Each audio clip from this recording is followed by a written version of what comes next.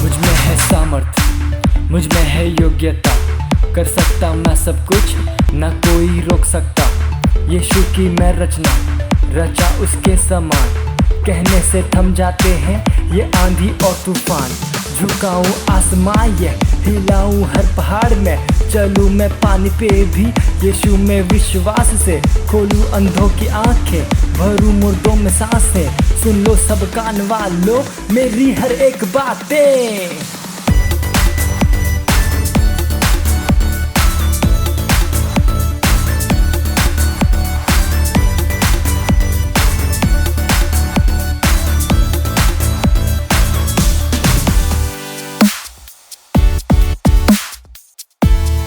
Praise the Lord. आपका स्वागत है हमारे तूफानी और ज्ञानी स्पेशल टीम्स प्रोग्राम में। ये हमारे प्रार्थना करने का समय है और हम सब जहाँ पर भी हैं अपने हाथों को स्वर्ग की ओर उठाएंगे। हम प्रार्थना करेंगे कि परमेश्वर लीडर्स के हृदय को बेवकूफ़ी और छलावे से बुद्धि और सच्चाई में बदल रहा है। यह हमारा बदलाव का महीना है। वह इसको करने के योग्य है जब हम प्रार्थना करते हैं।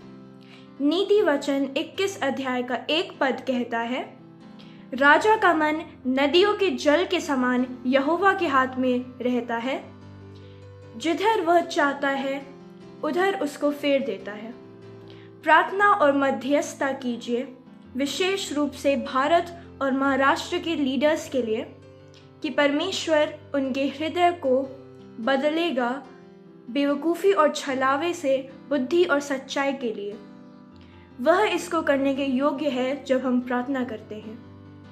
घोषणा कीजिए कि वे हर समय परमेश्वर की बुद्धि और प्रेम के काम कर रहे हैं और पवित्र आत्मा के द्वारा निर्देशित है, उनके देशों के लिए परमेश्वर के एजेंडा को पूरा करने के लिए। श्री प्रभु खेरिया बहु शोरो बहु प्रगहा सेराबा मी प्रगहा शेरिया बहु चोखोरो बहु शेराबा बगहा सेरियाबा मी प्रगहा सेराबा थखरा बहु शोरो बहु प्रगहा सेराबा श्री प्रभु हो शोरो बहु खेरिया बहु शोरो बहु प्रगहा सेराबा मी प्रगहा खेरिया बहु शोरो बहु प्रगहा सेरियाबा श्री प्रभु हो रो बहु प्रगहा सेराबा मी प्रगहा खेरिया बहु शोरो बहु प्रगहा सेरियाबा श्री प्रगहा सेराबा थखरिया बहु शोरो बहु प्रगहा सेरियाबा मी प्रभु हो शोरो बहु खेरिया बहु शोरो बहु प्रगहा सेरियाबा श्री प्रभु हो शोरो बहु खेरा बहु शोरो बहु प्रगहा सेरियाबा मी प्रगहा खेरा बहु शोरो बहु से प्रगहा खेरिया बहु शोरो बहु मी प्रभु हो खोरो बहु शेरिया बहु बहु शोरो बहु प्रगहा खेरा बा श्री प्रगहा सेरिया बहु खोरो बहु शेरा बहु प्रगहा सेरिया बा मी प्रगहा शेरिया बहु खोरो बहु शेरा बहु प्रगहा सेरिया बा श्री प्रगहा सेरा बहु थखरिया बहु शोरो बहु प्रगहा सेरिया बा मी प्रगो हो शोरो बहु खेरा बा श्री प्रगहा सेरिया बहु खोरो बहु श्री प्रगहा सेरा बहु थखरिया बहु शोरो बहु प्रगहा रबा मी प्रगो हो शोरो बहु खेरिया बहु शोरो बहु प्रगहा सेरिया बा श्री प्रगहा सेरा बहु थखरिया बहु शोरो बहु प्रगहा सेरा बा मी प्रगो हो खोरो बहु शेरिया बा से प्रगहा खेरा बहु शोरो बहु प्रगहा खेरिया बा मी प्रगहा शेरिया बहु खोरो बहु शेरा बहु प्रगहा सेरिया बा श्री प्रगहा सेरा बहु थखरा बहु शोरो बहु प्रगहा सेरिया बा श्री प्रभु हो सुरो बहु खेरा बहु प्रगहा शेराबा मी प्रभु हो खोरो बहु शेरिया बहु प्रगहा सेराबा श्री प्रभु हो सुरो बहु खेरिया बहु शुरू बहु प्रगहा सेरिया बा मी प्रगहा खेरा बहु शुरू बहु प्रगहा सेरा बहु थखरिया बा श्री प्रभु हो सुरो बहु खेरिया बहु शुरू बहु प्रगहा सेराबा श्री प्रगहा सेरा बहु थखरिया बहु शुरू बहु प्रगहा सेराबा श्री प्रभु हो सुरो बहु खेरिया बहु शुरू बहु प्रगहा सेरा बहु थखरिया बा श्री प्रभु हो रो बहु प्रगहा खेरा बा मी प्रभु हो शुरू बहु खेरिया बहु शुरू बहु से प्रगहा खेरा बहु शुरू बहु प्रगहा सेरिया बा मी प्रगहा खेरिया बहु शुरू बहु खेरा बा श्री प्रगहा सेरा बहु थखरिया बहु शुरू बहु प्रगहा खेरिया बा। Hallelujah hallelujah hallelujah.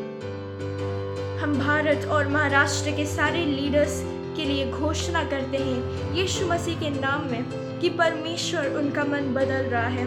उनका मन बेवकूफ़ी और छलावे से बुद्धि और सच्चाई के लिए बदल रहा है। यीशु मसीह के नाम में वो डीप स्टेट के किसी भी दबाव में नहीं आ पाएंगे। यीशु मसीह के नाम में वो सत्य निष्ठा के लिए खड़े होंगे और बुरे लोगों के खिलाफ खड़े होंगे। यीशु मसीह के नाम में आमीन।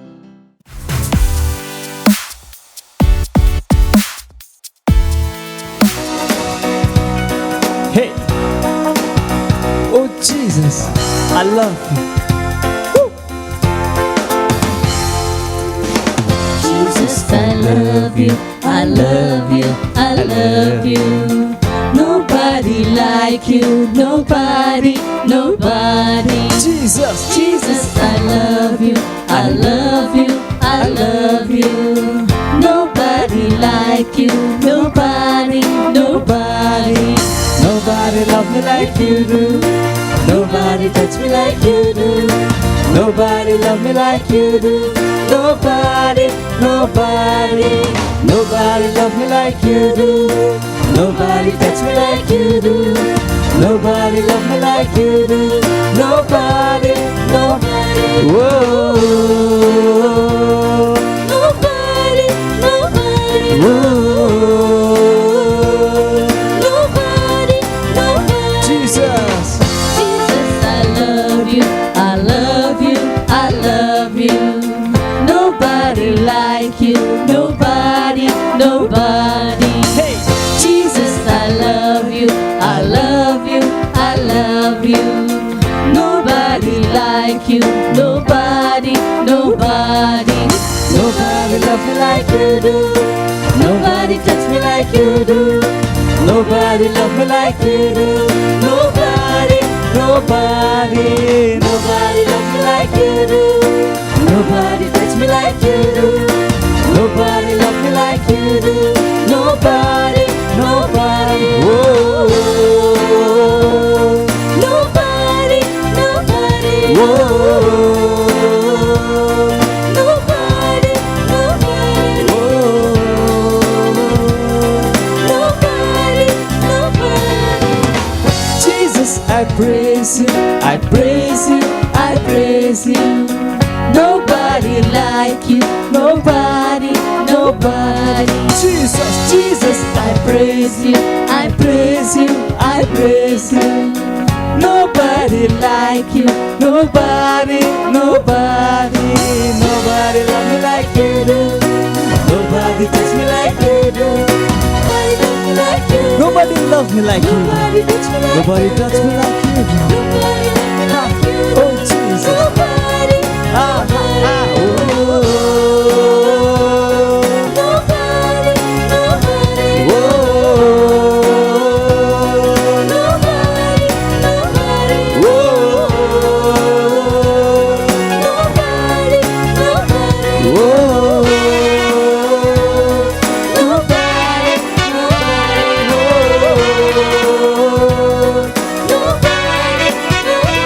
Whoa. Nobody, nobody. Hallelujah. Praise the Lord.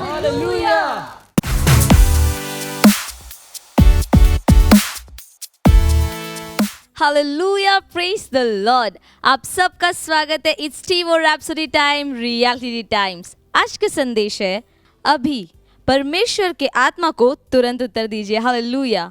Bible कहती है रोमियो अध्याय 12 वचन 2 में, और इस संसार के सदृश न बनो, परंतु तुम्हारी बुद्धि के नए हो जाने से तुम्हारा चाल चलन भी बदलता जाए, जिससे तुम परमेश्वर की भली और भावती और सिद्ध इच्छा अनुभव से मालूम करते रहो। हालेलुया। चलिए कुछ बात करते हैं।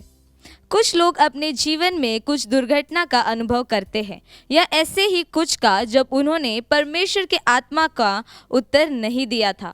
जब परमेश्वर उन्हें कुछ आने वाली घटनाओं में कौन से कदम उठाने हैं और उन्हें कौन से निर्णय लेने हैं उसके विषय में बता रहा था, उन्होंने उसकी आवाज़ की अवघटना की, क्योंकि उन्होंने अपनी आत्मा को तैयार नहीं किया था उसकी आवाज़ को पहचानने के लिए। हालेलुया। परमेश्वर के आत्मा के निर्देशों को तुरंत ही उत्तर देना, ये सीखना आपके मनुष्य आत्मा की सबसे ज़रूरी ट्रेनिंग है। जब परमेश्वर का आत्मा आपको कुछ करने के लिए कहता है और कुछ निर्देश देता है, उसकी अवगणना मत कीजिए और मत सोचिए कि ये ज़रूरी नहीं है। उसे तुरंत ही उत्तर दीजिए। उदाहरण के रूप में कुछ ऐसे लोग हैं जिन्हें पवित्र आत्मा नहीं चाहता आपके दोस्त बने, और तब वो आपको बताता है कि उनके साथ बाहर घूमना बंद कर दीजिए। ये सोचने की जगह कि क्यों आप अपनी दोस्ती छोड़ दे उनके साथ, आपको उसे तुरंत ही उत्तर देना चाहिए। आपको सचेतन रूप से तैयारी करना पड़ेगा उसकी आवाज़ को पहचानने के लिए, और आप ये कर सकते हैं वचन पर मनन करने के द्वारा। हालेलुया। जितना अधिक आप अपने आप को तैयार करेंगे परमेश्वर की आवाज़ को तुरंत उत्तर देने के लिए, उतना अधिक आप उसे सुन पाएंगे अपनी कठिनाइयों के समय में, और निर्देश को ग्रहण करना कि क्या करना है। Hallelujah, hallelujah, praise the Lord. और अधिक जानने के लिए आप पढ़ सकते हैं नीति वचन अध्याय 4 वचन 13। ये समय है प्रार्थना का। आप अपनी आंखों को बंद कर सकते हैं, अपने हाथों को स्वर के उठाएंगे और मेरे पीछे कह सकते हैं, धन्यवाद पिता, मुझे अपनी आत्मा की ट्रेनिंग का महत्व बताने के लिए, कि मैं आपकी आवाज़ को पहचान सकूं और मैं आपके निर्देशों को सुन सकूं। मैं तुरंत ही आपकी आवाज़ को उत्तर देती हूँ। यीशु मसीह के नाम में आमीन, हालेलुया। सो ये समय है एक्शन पॉइंट जानने का। तो आज का एक्शन पॉइंट है परमेश्वर के वचनों पर मनन करो और अन्य भाषाओं में प्रार्थना करो आने वाले अगले 15 मिनट में। हालेलुया। जुड़े रहिए हमारे साथ, आपके लिए बहुत सारी इंटरेस्टिंग चीज़ें आने वाली है।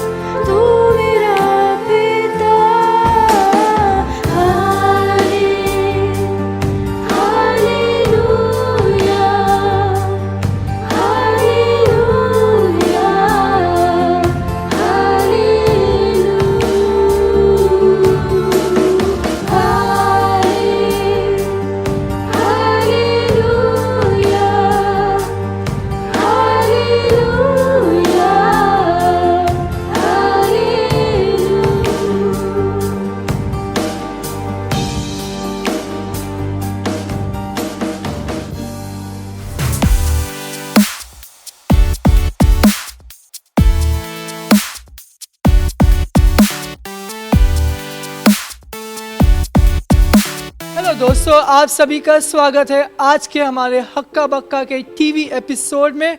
और आज हम मिलने जाने वाले हैं एक अद्भुत प्रचारक, एक अद्भुत टीचर से, जिनके द्वारा हम सुनेंगे उनके इस साल के विषय में, इस साल का उनका थीम क्या है। तो चलिए मिलते हैं हमारे अद्भुत पास्टर से। Praise the Lord.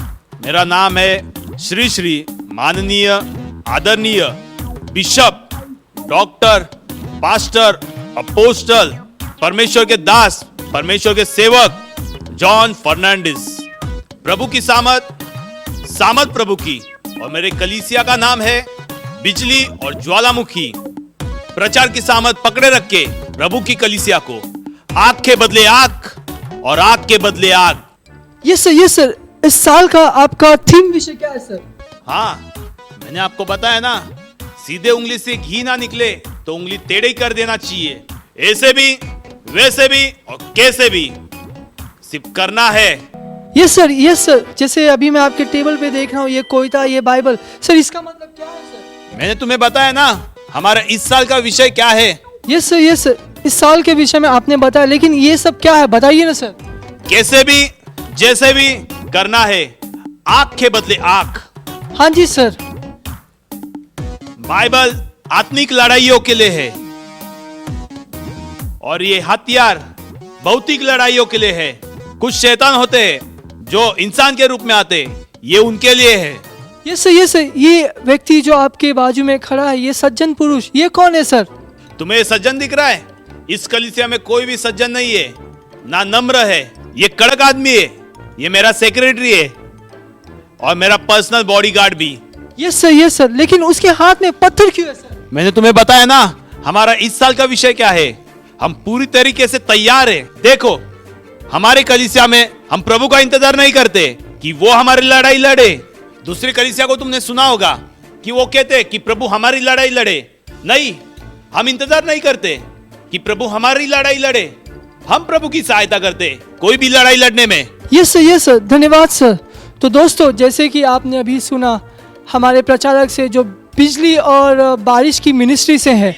बिजली और बारिश नहीं, बिजली और ज्वालामुखी मिनिस्ट्री। प्रचार की सामत पकड़े रहे प्रभु की कलीसिया को आग के बदले आग और आग के बदले आग। Yes sir. ये कितना आसान नाम है और तुम लोगों को याद नहीं रहता। Sorry sir. हम हर जगह पे है। यस सर, जैसे आपने अभी सुना, ये साल कुछ भी हो सकता है। कुछ भी नहीं, ये हमारा साल कुछ भी नहीं है। कैसे भी, जैसे भी करना है, आग के बदले आग और आग के बदले आग। Thank you sir. तो दोस्तों, जैसे आपने अभी सुना हमारे पास्टर से, आग के बदले आग, आग के बदले आग, जैसे भी, वैसे भी, कैसे भी हमें करना है। तो दोस्तों, फिर मिलते हैं। मेरा नाम हक्का है और HBN टीवी चैनल से आप सभी का धन्यवाद। चलो फिर हम प्रचार करने जाते हैं। यस सर, चलिए हम खोए आत्मा को जीतते हैं सर।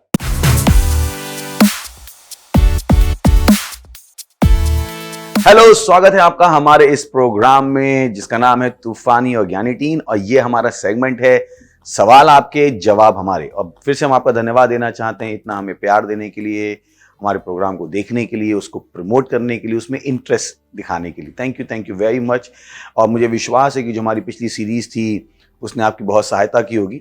मुझे पता है कि और भी आपके पास सवाल हो सकते हैं, पर देखते हैं कि हम थोड़े महीने बाद कैसे उसको रिपीट कर सकते हैं अगर हमारे पास और सवाल है। वैसे हमारे पास सवाल वैसे भी बचे हुए। तो आज हम एक नए सीरीज पे बात करने वाले हैं, जो एक फिर से एक बहुत ही ज्वलंत टॉपिक है, हॉट टॉपिक है, ट्रेंडिंग टॉपिक है। थोड़ा सा सैड है कि ऐसा हो गया हमारे समाज में, but and many are looking for answers. बहुत से लोगों को सवालों के जवाब चाहिए कि मैं क्या कर सकता हूँ, ये चीज़ आखिर होती क्या है। हमारी शिक्षा व्यवस्था की, या मुझे कहना चाहिए हमारे समाज की एक परेशानी है, जो सिखाना चाहिए वो सिखाते नहीं है, और जो नहीं सिखाना चाहिए वो सिखा देते। समाज के साथ बदल रही है। मेरे हिसाब से जो टॉपिक आज हम लेने वाले हैं वो एक सब्जेक्ट होना चाहिए कम से कम वॉलंटरी स्किल की तरह होना चाहिए, क्योंकि एक ऐसी चीज़ है जो डे टू डे लाइफ में इतनी सीप कर गई है। अब आप कहेंगे मैं क्या बात कर रहा हूँ, सही, तो मैं आपको टॉपिक का नाम बता देता हूँ। हमारा टॉपिक है बुलिंग पे। बुलिंग को हिंदी में कह सकते हैं दादागिरी, डराना, धमकाना, बदमाशी। जो बुलिंग, मुझे विश्वास है कि बुलिंग आपको ज़्यादा कम्युनिकेट करेगा। तो आज हम उसके ऊपर बात करने वाले हैं। और आपके सवाल हमारे पास ऑलरेडी आए हुए हैं पूरे भारत से, और उनको हम देखने वाले हैं एक एक करके दैट कैसे हम उनका जवाब दे सकते हैं। चलिए शुरू करते हैं। और मेरे पास सेट में उनका हम स्वागत करेंगे। मेरे लेफ्ट साइड हैं केविन के लिए हम ताली बजाएंगे। Thank you Kevin. और राइट में है रिया के लिए हम ताली बजाएंगे। So much sir. और पिछली बार दोनों बोले थे, इसके लिए फिर से ताली बजाएंगे और हम विश्वास करते हैं कि इस बार भी दोनों अपनी ओपिनियन देते रहेंगे। ओके, तो पहला सवाल कौन ले रहा है? तो हमारा पहला सवाल है, what does bullying exactly mean? Okay, कि बुलिंग का ठीक मतलब क्या है? So I read from the definition. मैं डेफिनेशन पढ़ देता हूँ और आपको समझा देता हूँ। Bullying is the use of force, coercion, hurtful teasing और threat to abuse, aggressively dominate और इंटिमिडेट। हिंदी में है कि दादागिरी, धमकी, बदमाशी, बल का प्रयोग है, धमकाने का प्रयोग है और उसमें दर्दनाक मजाक है, धमकी है, आपको परेशान करने के लिए, आपके ऊपर प्रबलता करने के लिए, आपको डराने के लिए। इसको हम कहते हैं बुलिंग। तो जब आप बुलिंग समझ जाएंगे तो बहुत आसान हो जाएगा। फिर और भी आगे पढ़ देता हूं। The behaviour is often repeated and habitual. One essential prerequisite is the perception by the bully of an imbalance of physical और सोशल पावर। यहां पे लिखा है कि ये जो बिहेवियर है बुलिंग का, डराने का, धमकाने का, वो अधिकतर दोहराया जाता है, वो एक आदत बन जाती है जो करता है उसकी। उसके बाद इसमें एक जो प्री रिक्विसाइट है कि किस बिहेवियर को हम बुलिंग कह सकते हैं, वो है कि परसेप्शन की बुली जो कर रहा है या जो लोग हैं वो ये सोच लेते हैं कि इम्बैलेंस है फिजिकल और सोशल पावर का। यानी हम ये सक्सेसफुली कह सकते हैं कि जिसको लगता है कि वो सामने वाले से ज्यादा शक्तिशाली है, वो अपने से छोटे वाले को दबाने की कोशिश करता है। तो मुझे विश्वास है आपको बुलिंग समझ में आनी शुरू हो गई। हम ये और भी पढ़ने वाले। Bullying is a sub category of aggressive behaviour characterized by the following 3 criteria. कि बुलिंग क्या है? सब कैटेगरी है एग्रेसिव बिहेवियर की, जिसमें 3 क्राइटेरिया हैं। हॉस्टाइल इंटेंट, कि आपके खिलाफ आक्रामक योजना है उस व्यक्ति की। इम्बैलेंस ऑफ पावर, क्योंकि उसमें पावर का इम्बैलेंस है। कहीं ना कहीं बुलिंग को लगता है कि नहीं, मैं ये एक्टिविटी करके स्कॉट फ्री जा सकता हूं, तो उसमें इम्बैलेंस ऑफ पावर है। और तीसरा है repetition over a period of time, कि उसमें एक बार बार उसमें दोहराया जाता है। इसको हम सब क्या कहेंगे? बुलिंग कहेंगे। तो bullying is the activity of repeated aggressive behaviour intended to hurt another individual physically, mentally और इमोशनली। ये जरूरी है क्योंकि कभी कभी यहाँ पे सवाल आए भी हैं कि लोगों ने पूछा है कि मेरे साथ बुलिंग हो रही है। कभी कभी जिसकी बुलिंग हो रही है उसको समझ में भी नहीं आता कि उसकी बुलिंग हो रही है। यही कारण कि मैं डेफिनेशन देना चाहता हूं ताकि आपको समझ में आ जाए कि स्पेशली इंडिया में, मुझे पता है टीनेजर का प्रोग्राम है, फिर भी शादियों में बहुत बुलिंग होती है। लोगों को और उन औरतों को जिंदगी भर पता ही नहीं लगता कि उनकी बुलिंग हो गई, और फिर एक दिन वो इमोशनल ट्रॉमा से बस्ट हो जाते हैं। यही कारण है कि सुसाइड के केसेस बहुत बढ़ जाते हैं, क्योंकि स्टूडेंट को कभी समझ में ही नहीं आता है कि उनके साथ बुलिंग हो रही है। जैसे बैड टच और गुड टच बच्चों को सिखाया जाता है, तो उन्हें समझ में आता है कि वो मेरे साथ सही हो रहा है कि गलत हो रहा है। वैसे कभी कभी बुलिंग समझ में भी नहीं आती। तो मैं फिर से बोलता हूँ, बुलिंग क्या है? ये एक गतिविधि है जिसमें दोहराने की प्रक्रिया है, एग्रेसिव बिहेवियर है, जिसका प्रयोजन ये है, जिसकी मंशा ये है कि वो दूसरे व्यक्ति को हर्ट करे, नुकसान पहुंचाए 3 तरीकों से, या तो शारीरिक रूप से, मानसिक रूप से या भावनात्मक रूप से। तो मुझे विश्वास है कि मैं बुलिंग को समझा पाया हूँ। क्या कहते हैं आप लोग? समझ में आया? क्या समझ में आ गया? आप दोनों समझेंगे तो बाकी भी समझेंगे। ओके, तो ये बुलिंग है और इसी डेफिनेशन के बेस पे हम आगे बढ़ते जाएंगे। बाकी जो हमारे सवाल हैं ये हमें बहुत हेल्प करेगा, और हो सकता है बार बार हम इस डेफिनेशन पर वापस जाएं आपके सवालों के जवाब को देने के लिए। सही है? चलिए, तो अगला सवाल पूछ सकते हैं। सो हमारा अगला सवाल है, what can we do as a student to prevent bullying? बहुत अच्छा सवाल कि एक विद्यार्थी की तरह मैं क्या कर सकता हूं बुलिंग को रोकने के लिए। तो पहले तो आपको बुलिंग को आइडेंटिफाई करना पड़ेगा कि आपके साथ बुलिंग हो भी रही या नहीं हो रही। फिर आपने देखा कि यहाँ पे जो हमने डेफिनेशन अभी पढ़ी कि कौन बुलिंग करता है, जिसको ये लग जाता है कि पावर का एक इम्बैलेंस है ना। अगर उस इंसान को ये भनक लग जाती है कि आप उससे पावर में कम हो, तभी बुलिंग होती है। अगर आप सोचो कि मान लीजिए कि आप हल्क हो या खली हो, मुझे नहीं पता कौन आपकी बुलिंग करना चाहेगा, बहुत मुश्किल है। तो ये समझना जरूरी है कि एक स्टूडेंट की तरह मैं बुलिंग को रोकने के लिए क्या कर सकता हूँ, कि बुलिंग कब होती है, किस प्रकार के एनवायरनमेंट में बुलिंग होती है। तो सबसे पहली चीज़ है अपनी इमेज को इम्प्रूव कीजिए, है ना। क्योंकि अगर बुलर को या बुलिंग करने वाले को ये अंदेशा लग गया कि आप थोड़े वनरेबल हो, थोड़े से कमज़ोर हो, तो वो आपकी कमज़ोरी का फ़ायदा उठाना चाहेगा, है ना। तो सबसे पहले तो आपको अपनी इमेज इंप्रूव करनी पड़ेगी, कि आप अपने बारे में क्या सोचते हो, और ये एक सिद्धांत है जो हमने पिछले एपिसोड्स में भी बताया था कि दुनिया आपको वैसे ही देखती है जैसे आप अपने आप को देखते हो। ये कुछ सिद्धांत हैं। आप कह सकते हो कि क्या ये काम करेगा, और मेरा सवाल है कि आपने अभी लगाया नहीं है तो आपको कैसे पता है काम नहीं करेगा। सबसे बड़ी बात वो है।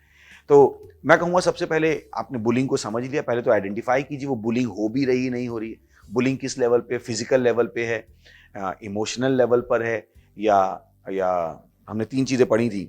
बुलिंग किस लेवल पे है, फिजिकल लेवल पे है, मेंटल लेवल पे है या इमोशनल लेवल पे। जब हम इसको आइडेंटिफाई कर लेंगे तब हम बता पाएंगे आपको कि एक स्टूडेंट की तरह आप उस प्रकार की बुलिंग को रोकने के लिए क्या कर सकते हो। क्योंकि अगर फिजिकल बुलिंग है तो आपके पास बहुत सारे लॉज हैं उसको टैकल करने के। अगर वो मेंटली है तो आप अपने आप को मेंटली स्ट्रांग कर सकते हो कि अरे तू नहीं कर सकता है, तू नहीं कर सकता है, तू नहीं कर सकता है, और आप अपने आप को बार बार बता सकते हो कि मैं कर सकता हूं, मैं कर सकता हूं, मैं कर सकता हूं। फिर है इमोशनल लेवल पे है, तो इमोशनल लेवल पे है तो आप अपने आप को इमोशनली स्ट्रांग बनाना शुरू कर सकते हो। आप दूसरों की ओपिनियन से जीना बंद कर सकते हो, क्योंकि इमोशनल इम्बैलेंस वही है कि जहां पर दूसरों की ओपिनियन आपको बहुत मैटर करती है। ये एक चीज है जो शायद मैं बचपन में बहुत जल्दी सीख गया था, दूसरों की ओपिनियन मेरे लिए कभी मैटर नहीं करी। अब इसका मतलब नहीं किसी की भी ओपिनियन मैटर नहीं करी, but I have my people whose opinion matter to me. Outside I close the world, मैंने पूरी दुनिया बंद कर दी। मुझे लगा था वो ये मुझसे प्यार करते हैं। Identified those people deliberate discussion के द्वारा कि ये लोग हैं जो मेरा वास्तव में भला चाहते हैं, एंड बाकी की मुझे ज़रूरत नहीं पड़ी कि मेरा, क्योंकि इमोशनल बैलेंस बहुत ज़रूरी है कि आप अपने आप को इमोशनली बैलेंस कर पाओ कि कौन है जिसको आप अपनी ज़िंदगी में अंदर आने देते हो। ये एक डिसीजन है जो आप लेते हो। हर एक को अपनी ज़िंदगी में मत आने दीजिए और आपके इमोशन के साथ खेल के मत जाने दीजिए। यू डिसाइड कि आप किसको आने देते हो, किसको नहीं आने देते हो। ये रोस्टिंग की तरह है ना। अगर आपने कभी रोस्टिंग देखी हो तो मुझे पता है रोस्टिंग होती है ना, टीवी पे रोस्टिंग के प्रोग्राम आते हैं तो उसमें कितनी बुरी तरीके से रोस्टिंग होती है, पर कोई बुरा नहीं मानता है। तो डिपेंड करता है कि किस तरह की बुलिंग है भी या नहीं है। और अगर फिजिकल बुलिंग है तो यू कांट, और ध्यान रखिए रिपीटेड है क्या, पहले तो आप आइडेंटिफाई कर पाओगे बुलिंग है या नहीं है। फिर आपको अभी समझ में आ गया है कि ये फिजिकल इम्बैलेंस पे डिपेंड कर रहा है, तो मैं क्या कर सकता हूँ कि मान लीजिए कि जब आप अकेले होते हो तभी वो आपको फिजिकली असॉल्ट करने की कोशिश करता है, तो आप किसी के साथ जाना शुरू कर सकते हो। उसके बाद अगर फिजिकल है तो आप उसके प्रूफ्स लेके कंप्लेंट कर सकते हो। बहुत सारे लॉज हैं उसको प्रोटेक्ट करने के लिए कि नहीं फिजिकल हर्ट किया जा रहा है। फिर जैसे मैंने कहा मेंटली और इमोशनली, तो वहाँ पे आप एक लाइन ड्रॉ कर सकते हो कि नहीं ये हो रहा है तो मैं इसके अगेंस्ट में क्या करूँगा। ध्यान है कि जिस विश्व में हम जी रहे हैं बहुत क्रूअल होता जा रहा है। So you have to find ways, and you have to rise up to the occasion. मनुष्य बहुत दुष्ट होता जा रहा है, उसकी दुष्टता का कोई सीमा नहीं है।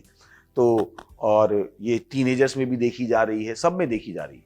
तो यही कारण है कि हम आपसे बातचीत कर रहे हैं कि आप इस तरीके से हैंडल कर सकते हो। क्या लगता है आप लोगों को कर पाएंगे हैंडल? और क्या आपका क्या सवाल है? सर आपने जो 3 टाइप्स बताए थे बुलिंग के लिए, उसमें जैसे आपने कहा मेंटल, फिजिकल और इमोशनल।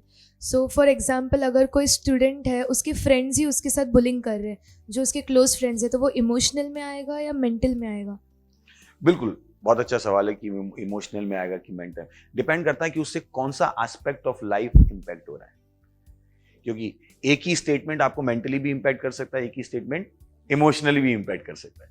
तो it goes varies from individual to individual, है ना। इसीलिए मैंने कहा कि डेफिनेशन समझनी बहुत जरूरी, ताकि एक इंडिविजुअल अपने आप को भी समझ पाए कि इसका क्या इम्पैक्ट हो रहा है। उसके मेंटल इम्पैक्ट हो रहा है, उसके ऊपर इमोशनल इम्पैक्ट हो रहा है, और जब उसको समझ जाएगा तो उसको हेल्प कर पाएगा। मुझे पता थोड़ी सी लंबी प्रोसेस हो सकती है, इसमें थोड़ा आपको ध्यान देना पड़ता है, पर मैंने कहा ना लाइफ में शॉर्टकट्स बहुत कम है। कि ये अब अगर आप कहते हो सीरियस प्रॉब्लम है, तो मुझे नहीं पता सीरियस प्रॉब्लम का आपको शॉर्टकट क्यों चाहिए। अरे bullying is a serious problem, और उनको चाहिए बस मैं बटन दबाऊं कि 4था फ्लोर दबा दो, it can not be that way. It's a serious problem. It takes human behaviour is the most complex thing in the world. एक मनुष्य को समझना बहुत ही कॉम्प्लेक्स है, तो बहुत जरूरी है कि आप बुलिंग को मैंने कहा था अगर मेरा बस चले तो मैं इस पे एक सब्जेक्ट बना दूं, उस पर एक बुक छाप दूं, और मैं कंपलसरी कर दूं कॉलेजेस में सिखाना। क्योंकि शायद हमें कभी कभी खुद ही नहीं पता हम एक बुलिंग करने वाले बन गए। हमें कभी कभी रियलाइज नहीं होता है कि इसको बुलिंग कहते हैं। तो अगर दोनों पार्ट्स को सिखा दिया जाएगा कि जो कर रहा है और जिसकी हो रही है, मुझे लगता है अवेयरनेस बहुत रोक सकती है ना। ओके, तो आप कुछ कहना है इसमें? हाँ यस सर। तो यहाँ पे जैसे वो पूछ रहे हैं कि एज अ स्टूडेंट मतलब वो क्या कर सकते हैं, तो एज अ स्टूडेंट वो अपने टीचर्स से बातचीत कर सकते हैं उस विषय के बारे में, अपने पेरेंट्स से बात कर सकते हैं कि मेरे साथ ऐसी एक्टिविटी हो रही है तो मुझे मदद चाहिए। तो मैंने कहा ना डिपेंड करती, कभी कभी मैंने कहा ना फिजिकल है तो you have to bring people in, पर मैंने कहा ना कभी कभी मेंटल और इमोशनल है। मुझे पता हम टीनेजर हैं और हम चाहते नहीं है कि पेरेंट्स को पहली बार में इन्वॉल्व करें। मैं नहीं एडवाइस दूंगा उसकी पहली बार में आप इन्वॉल्व हो जाएं। हाँ, सो आस्क कि what can you do, because remember it's a life है और हर लेवल पे ये होगा ही होगा, यू नो, इसको आप अवॉइड नहीं कर सकते। कि तो it's better you learn to rise up to the occasion, कि आप खड़े होना सीखो, आपको पता हो बुलिंग है क्या, how can you control, because mostly इसका इम्पैक्ट इमोशनल और साइकोलॉजिकल और यू नो मेंटल ज़्यादा है। फिजिकल बुलिंग तो बहुत लॉज हैं, तो आजकल जो लोग हैं फिजिकल बुलिंग से दूर ही रहते हैं, है ना, क्योंकि अभी फिजिकल है तो पता है लॉ के अगेंस्ट आ गया। पर जब बात आती है मेंटल और इमोशनल की, तो लॉज इतने कि भाई मैंने ये बोला था, इसका मेरा ये मतलब था, तूने ये क्यों ले लिया, है ना। तो ये जो है ये फिर इंडिविजुअल पे डिपेंड करता है कि शायद आप मम्मी पापा से भी बातचीत करो और वो कहें नहीं, शायद उसका कुछ और मतलब हो। तो आपको इंडिविजुअली आइडेंटिफाई करना पड़ेगा कि क्या मेरे लिए बुलिंग है ना। अभी एक मोटा इंसान है, उसको आप, अभी कॉमेडियन है, वो मोटा है तो वो अपनी बुलिंग कर रहा है पर उससे पैसे कमा रहा है, तो उसके लिए बुलिंग नहीं है ना। तो उसने उसको बुलिंग की तरह नहीं रखा है कि, है ना। पर एक दूसरा मोटा इंसान है, उसको कोई बार बार मोटा बोलेगा तो कहेगा मेरी बुलिंग हो गई। तो bullying has a wide range, it's also about your own perception कि जो आपसे कहा जा रहा है उसके लिए आपका रिएक्शन क्या है, व्हाट इज योर रेस्पॉन्स, वो सब कॉम्प्रोमाइज करके क्या बनेगा, बुलिंग बनेगा। समझा पा रहे हो क्या? आई थिंक मतलब बुलिंग इस मैंने कहा ना ये टॉपिक है पूरा, एक बहुत बड़ा विषय है जिसको हमें अच्छे से आइडेंटिफाई करना है, जिसके ऊपर समाज में बात होनी है। बट हमें लगता है कि 2+2 4 से ही देश चल जाएगा। चलिए अगला सवाल लेते हैं। हमारा तीसरा सवाल है, as a victim of bullying what steps can we take to be safe from it? अब जैसा हमने पहले ही कह दिया कि विक्टिम ऑफ बुलिंग, फिर डिपेंड करता है आप कौन से प्रकार के आप विक्टिम हो, किस प्रकार के आप विक्टिम हो। और उससे बचने के लिए मैं कहूँगा बचने की जगह सोचिए कि how can I stop it, you know, कि ताकि कोई जिंदगी में दोबारा आपको बुलिंग ना कर पाए। अगर आप मेरे दांत के बारे में बोलोगे, मुझे कोई फर्क नहीं पड़ेगा, मेरे को भाई ऐसे ही है, अपना खाना हो जाता है। तो आप कितनी बार भी बोलो मेरे दांत के बारे में, मुझे फर्क ही नहीं पड़ेगा, बिकॉज मुझे नहीं फर्क पड़ता कि आप क्या बोलते हो, मेरे लुक्स के बारे में आप क्या बोलते हो, मुझे बिल्कुल भी फर्क नहीं पड़ता है। कुछ भी, मेरी हाइट के बारे में आप क्या बोलते हो, तो मुझे पता है मेरी हाइट उतनी ज़्यादा नहीं है, इतना छोटा भी नहीं। तो मेरे दोस्त जब कह रहे तू छोटा है, मैंने कि भाई सारे सफल आदमी छोटे ही थे, तू भी छोटा हो जा, है ना। मैंने कि लंबों का दिमाग घुटनों में होता है। मैं अपना चल रहा था, मेरा अपना था, तो nobody could do bullying to me because मेरे पास अपना जवाब था। मैंने कहा ओके, मैं क्यों तेरी ओपिनियन से जीना शुरू कर दूं, तुझे क्या पता है भाई, तेरी अज्ञानता से मैं क्यों अज्ञानी बन जाऊं। तू कह रहा है छोटे आदमी, मैं कहूँ सारे लंबे अमीर है क्या, मिला ले भाई, मुझे भी मिला लेना, सारी लंबाई से अमीर ही बन जाती है। ये लंबाई क्या होती है, लंबाई क्या होती है? ये तो हो नहीं कि आप एग्जाम देने जाओगे, वहां लंबाई लिखोगे, नंबर ज्यादा मिल जाए, ऐसा तो नहीं होने वाला है ना लाइफ में कि मैं लंबा हूं तो बस सही है। तो व्हाई शुड आई थिंक कि जो लोगों को डिसएडवांटेज लगता है, मुझे क्यों डिसएडवांटेज लगता है, ये मेरा भी परसेप्शन है अपने बारे में। तो बुलिंग एक बहुत इम्पैक्ट, यू नो, ये आपको मैंने पहले कहा सेल्फ इमेज पे बहुत डिपेंड करता है कि आपने अपने दिमाग में कौन से स्ट्रक्चर क्रिएट किए, मेंटल स्ट्रक्चर्स कौन से क्रिएट किए। इसका मतलब नहीं मैं उनको जस्टिफाई ठहरा रहा हूँ और सारा का सारा दोष आप पर थोप रहा हूँ कि आप ही कुछ करो और वो ना करें। वो तो वही है ना कि अगर आपको भूख लगी है तो आप कैसे आप क्या करोगे? मैं आप ही से कहूँगा ना, खाना ढूंढो जाके, है ना। तो आपकी बुलिंग हो रही है, आप विक्टिम हो, आप परेशान हो, अगर आपको चोट लगी तो आप दवाई ढूंढोगे, सही है ना। तो विक्टिम से बचने के लिए मैंने आपसे कहा कि मैंने कहा ना कि बहुत सारे चेंजेस हैं जो आप ला सकते हो, पर कभी मत सोचो कि आप कुछ नहीं कर सकते। ये मैं हमेशा बार बार कहता हूँ कि कभी भी अपने आप को असहाय मत समझिए कि आप कुछ नहीं कर सकते हो और मुझे बचना ही है। You can over power it, आप इसको मास्टर कर सकते हो, सही ना। मुझे याद है सालों पहले मैं एक बहुत ही अच्छा ब्यूटी कॉन्टेस्ट देख रहा था जिसमें जो लड़कियां एसिड की विक्टिम थी और मैं उनके चेहरे देख रहा था, they look so beautiful to me, I am telling, वो सारी लड़कियां मुझे सुंदर लग रही, तो मैं अपने आप से बात कर रहा था, लड़कियां इतनी सुंदर क्यों लग रही। तो मुझे समझ में आया, ओ ये जब रैंप वॉक कर रही थी अपने आप को सुंदर समझ रही। और मैंने उसी समय कुछ और लड़कियों के फोटो देखे जिन्होंने अपने आप को विक्टिम समझा। मैं नहीं कर रहा वो गलत है, मैं केवल एक एग्जाम्पल के द्वारा बताने की कोशिश कर रहा हूँ, बहुत गलत चीज होती है वो ऐसे विक्टिम। और पर मैं केवल अपनी बात को रखने की कोशिश कर रहा हूँ कि उस महिला ने, क्योंकि वो अपने आप को सुंदर समझ रही थी, तो मुझको भी वो सुंदर लग रही थी, you know, because so it happens a lot कि जो आप विक्टिम हो, bring yourself from the mentality of victim and enter the position of victim. I hope it happens. Okay, next question. So our next question is it bad to be studious? Because my friends keep teasing me as I'm studious. How do I make them understand that study is much more important than bullying?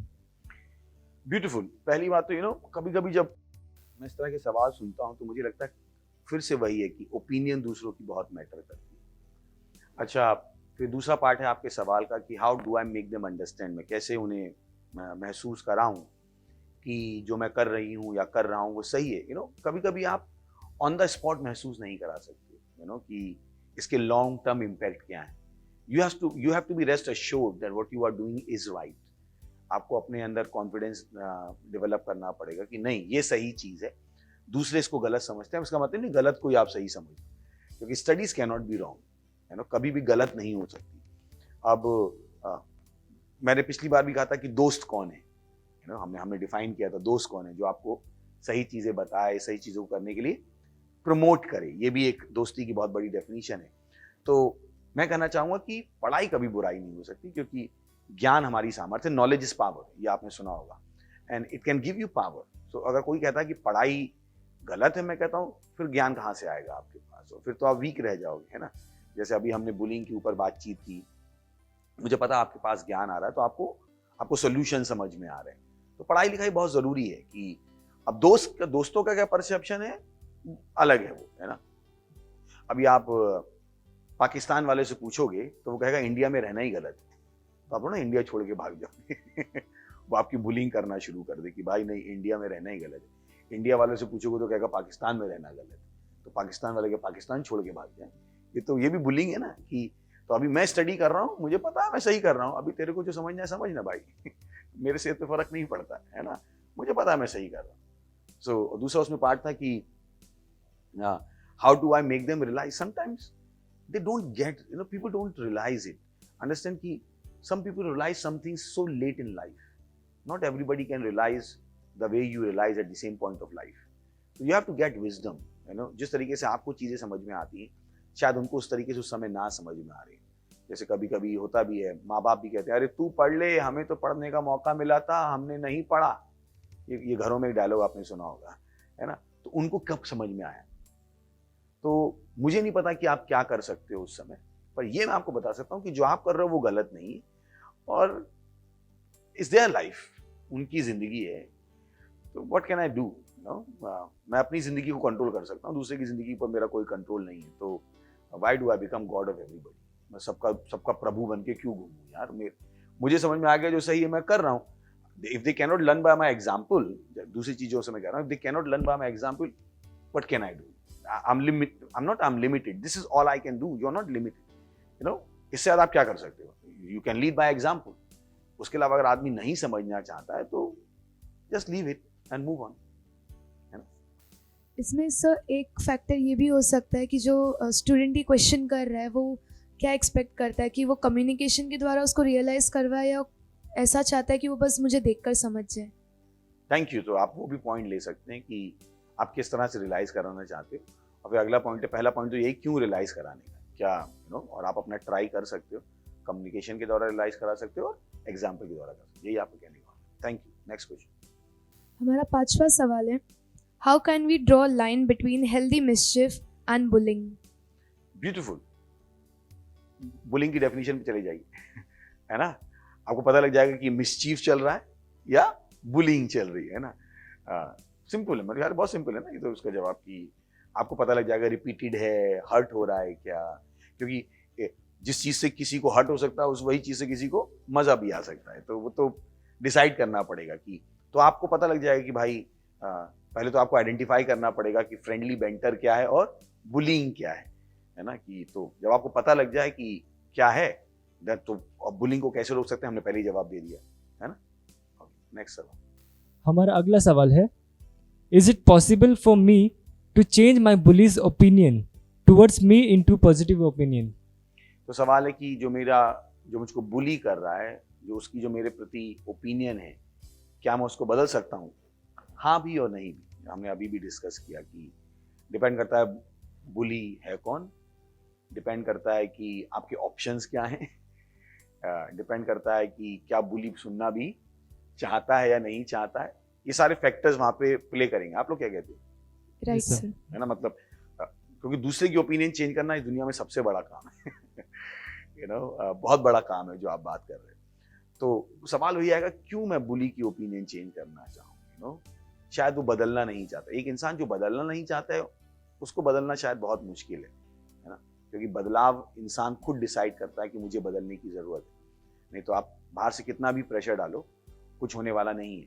तो हाँ, जैसा हमने कहा कि बुली की opinion मेरे बारे में डिपेंड करता है वो बुली है कौन, कि कि क्या पता बहुत क्लोज फ्रेंड है जिसको आप लूज करना नहीं चाहते हो, उसे पता भी नहीं लगा है कि वो बुली है, और आज आपने डेफिनेशन के द्वारा आइडेंटिफाई कर लिया कि वो बुली कर रहा है।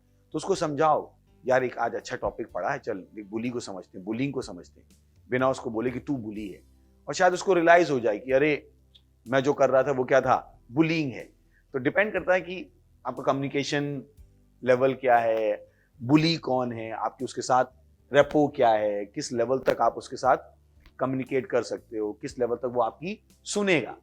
अगर सुनेगा ही नहीं तो फिर आप उसकी ओपिनियन कैसे चेंज कर पाओगे, है ना। क्या कहते हैं? Right sir.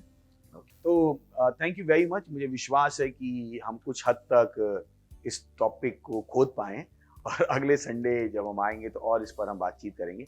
पर अपने सवाल भेजते रहिए, अपनी ओपिनियन भेजते रहिए, और जैसा हमने कहा आप लाइव सेट पे आना चाहते हैं तो करते रहिए। यहाँ पर बहुत सारे टैलेंट को दिखाने के आपके मौके हैं, तो अपने टैलेंट की वीडियोस हमें भेजते रहिए, दोस्तों में बातचीत करते रहिए, क्योंकि जिस चीज़ के बारे में हम बात नहीं करते लोगों को लगता है वो एग्जिस्ट ही नहीं करती है, ऐसा लगता है कि मर गई।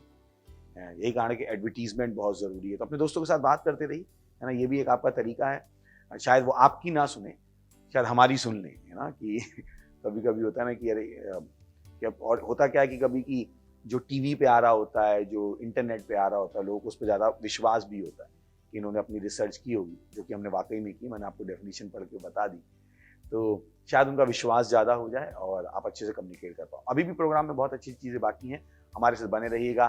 Thank you very much, God bless you, bye bye.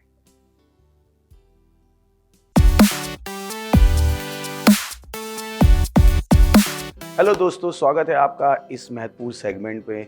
हमारे तूफानी और ज्ञानी दोस्तों का हम स्वागत करते हैं। ध्यान है कि तूफानी होना बहुत अच्छी बात है, पर तूफानी के साथ ज्ञानी होना भी बहुत बड़ी बात है। और ज्ञान आपके पास तब तक नहीं आता है जब तक यीशु मसीह आपके पास नहीं आता है। तो आप जो भी हो, आपके अंदर जो टैलेंट है, उसके बाद अगर आप स्वर्ग न जाओ तो उस टैलेंट का कोई फ़ायदा नहीं है। ये आपके पास मौका है कि आप स्वर्ग जा सकते हैं, और स्वर्ग जाने के लिए ज़्यादा कुछ करने की ज़रूरत नहीं है, केवल यीशु मसीह को अपने प्रभु और उद्धारकर्ता के रूप में ग्रहण करने की ज़रूरत है। तो आइए मेरे साथ ही प्रार्थना कीजिएगा, अपनी आंखों को बंद कीजिएगा और इस प्रार्थना को अपने मुंह से बोलिएगा, अपने दिल में विश्वास करके, और आप स्वर्ग के अपने रास्ते पर होंगे। प्रार्थना करेंगे, मेरे पीछे बोलिएगा। हे प्यारे पिता, मैं विश्वास करता हूं यीशु मसीह में, जीवित परमेश्वर के जीवित पुत्र में।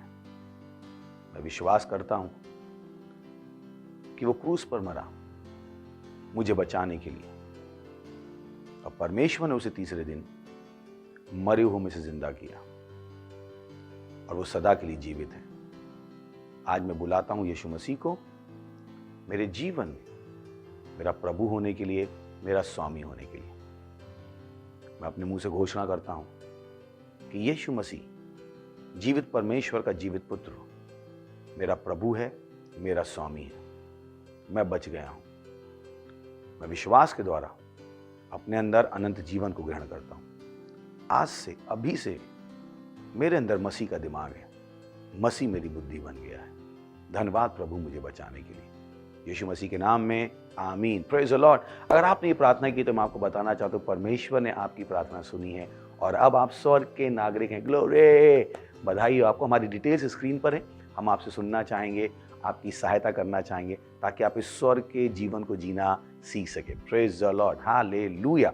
मैं आपके लिए प्रार्थना करूंगा। इससे पहले हम बाकी सेगमेंट में जाएं, प्रभु प्रार्थना करता हूं हर उस व्यक्ति के लिए, टीनेजर के लिए, यूथ के लिए, माँ बाप के लिए जिन्होंने अभी अभी यीशु मसीह को अपने प्रभु के रूप में ग्रहण किया। मैं प्रार्थना करता हूँ कि यीशु मसीह का नाम उनके ऊपर सदा के लिए बना रहेगा, शैतान का इनके ऊपर कोई दावा या कब्जा नहीं। हाँ प्रभु, मैंने आशीष देता हूँ आपकी बुद्धि के द्वारा, आपकी आशा के द्वारा, आपके विश्वास के द्वारा, आपके प्रेम के द्वारा और आपके आत्मा के द्वारा, यीशु मसीह के नाम में, आमीन। Thank you very much, God bless you.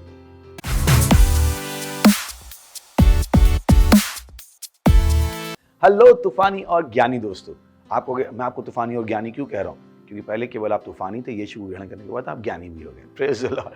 तो ये और समय है कि हम परमेश्वर की आराधना करें, परमेश्वर की स्तुति करें अपनी भेंट के द्वारा। ये बहुत ज़रूरी है। बहुतों को नहीं पता होता, उन्हें लगता है कि वो बहुत छोटे हैं, परमेश्वर की आराधना कैसे कर सकते हैं। नहीं, 10 साल का बच्चा भी अपने आप को बच्चा कहलाना पसंद नहीं करता है। तो आप तो टीनेजर हैं, तो मुझे विश्वास है कि आपको ये समझ में आएगा कि परमेश्वर की आराधना करने का एक ही तरीका है, जब आप उसको अपनी भेंट देते हैं। तो ये भेंट देने का समय, हमारी डिटेल्स स्क्रीन पर हैं, और अगर आप सेंटर में तो वहाँ फिजिकली अपनी भेंट दे सकते हैं। Praise the Lord. हम अपनी क्वायर का स्वागत करेंगे और इस बीच में आप अपनी भेंट दे सकते हैं। Thank you very much, God bless. ओ यीशु, तेरे जैसा कोई और नहीं, तू ही है। तूने मुझे जीवन दिया, परिपूर्णता का जीवन। यीशु, तेरे जैसा कोई नहीं। यीशु, तुझसे मैंने जिंदगी पाई। यीशु, तेरे जैसा कोई नहीं। यीशु, तुझसे मैंने जिंदगी पाई। तूने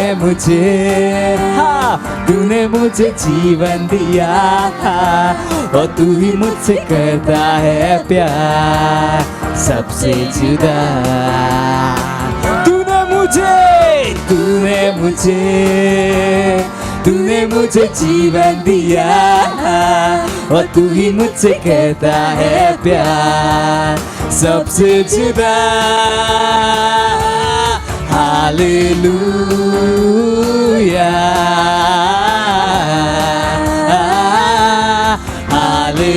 hallelujah, hallelujah, hallelujah, hallelujah, hallelujah.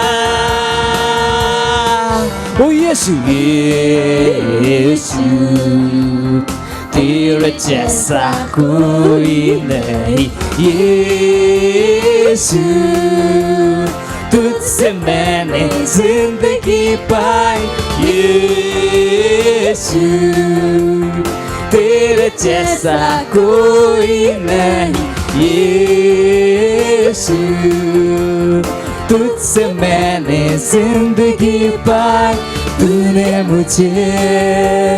तूने मुझे जीवन दिया, और तू ही मुझसे करता है प्यार सबसे जुदा। तूने मुझे जीवन दिया, और तू ही मुझसे करता है प्यार सबसे जुदा। हालेलुया,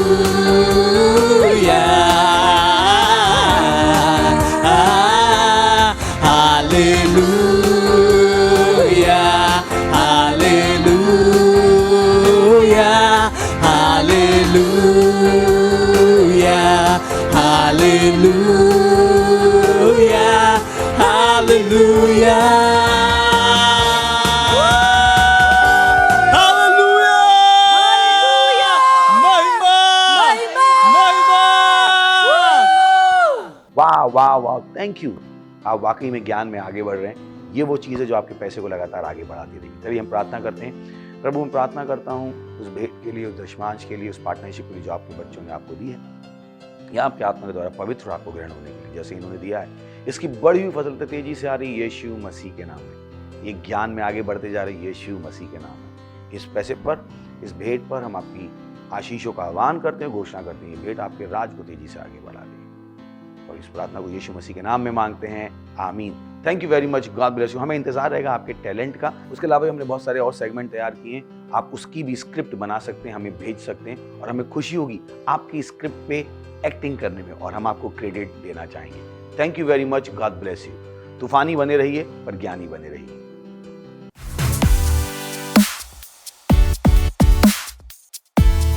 ये समय है एक्शन पॉइंट्स का अनाउंसमेंट, कि मुझे पता है कि आप टीनेजर है तो आप कुछ करना चाहते हैं, आप बैठना नहीं चाहते, तो आपके लिए बहुत अच्छे अच्छे काम है, प्रभु के काम है। आप हमारे साथ जुड़ सकते हैं।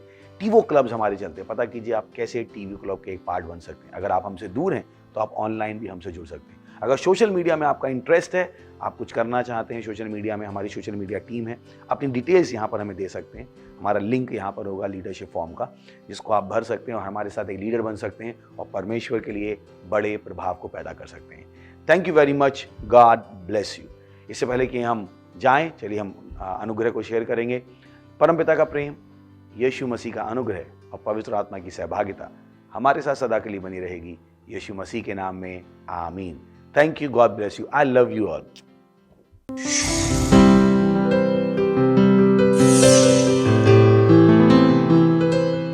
Subscribe to our channel, hit the bell icon, like, comment and share. Thank you and God bless you.